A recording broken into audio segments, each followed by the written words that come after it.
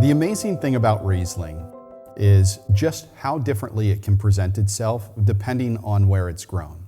So, in the Finger Lakes, we tend to work with 3 specific sites for Riesling. Each one is a different aspect. It's located at a different place along the west side of Seneca Lake, and it's got different soils. They're also managed by different people. So what we have is this full concept of regional terroir, this idea of everything that goes into the uniqueness, the sense of place of a specific varietal in our Rieslings. And as a result, it's why I like to do single vineyard Rieslings, so that we're able to tease out the differences of each wine. I also like to, to make these single vineyard Rieslings in a way that expresses what I think that site tries to tell us. So for the most part, we've got 3 Riesling sites we work with. We have Kashong Glen, which we're going to taste here. We have Gibson, and we have Morris. I like to say that these 3 vineyards make up a full body experience for our blended cuvées of dry Riesling and Riesling. The Kashong Glen site in particular is what I like to call the skeleton or the backbone. It tends to produce wines with the greatest amount of weight, with the kind of acidic profile that makes you really know it's Riesling, and wines that create the structure around which we're able to build other Riesling blends. With that said, for this particular wine, we used 4 different lots. 3 of those were different barrels, treated differently, and 1 was stainless steel fermentation. And by doing that, we were able to really explore what we think this site does best, which is classic Finger Lakes bone-dry styles of Riesling. This is a wine that isn't necessarily going to offer the fruit bouquet or the kind of dessert-type quality that we find in our sweeter styles. It's going to be a serious wine for food pairing. It's going to be a wine that, with its acid levels, you'll be able to lay down for a while if you want to see how it matures or develops. Kashong Glen Riesling is owned by Jim and Mike Calizzi.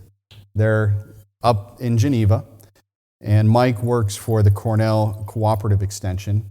He's been farming with his dad this site for, I think it's close to 10 years. Just wonderful vineyard practices, everything from bringing sheep into the vineyard to help cut down on weeds. It's a very balanced crop, so it's not too heavy. It's not pruned too thin. They don't drop too much fruit in a way that would stress the vines. It's just really good, balanced year in, year out. It also grows some of, and this is just natural physiology of this site, some of the smallest Riesling grapes we find. And what I think that does is lends a bit more punch. There's a lot more concentration with that.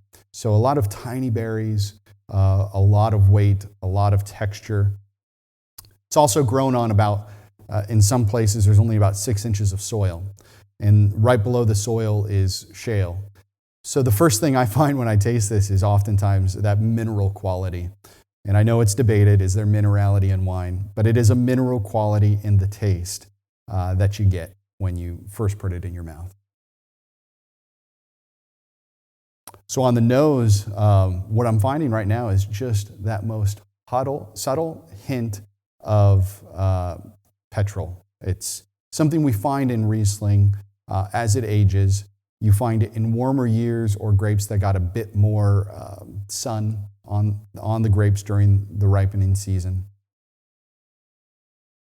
But boy, that is a welcoming nose. It's warm, it's still got freshness to it. It's got the hint of kind of a fresh mowed hayfield. And peeking right behind that, we've got some apricot. We've got some kind of dried peach. And I almost get this hint of dried pineapple as well.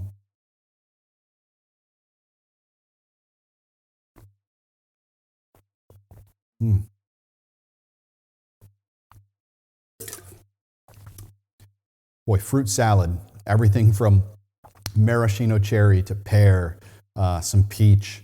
This is a wine that has continued to impress me as it's evolved.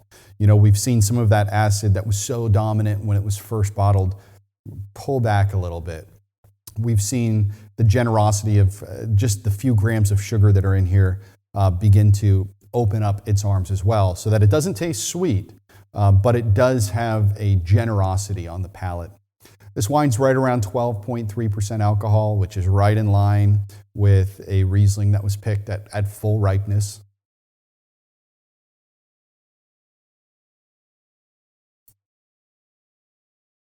Boy, overall I would pair this, again, along the lines of wines that have higher acid and not a lot of residual sugar. With any foods, particular, white meats, creamy sauces, it would go great with most cheeses. I would actually also say this one would go pretty well with things like ribs.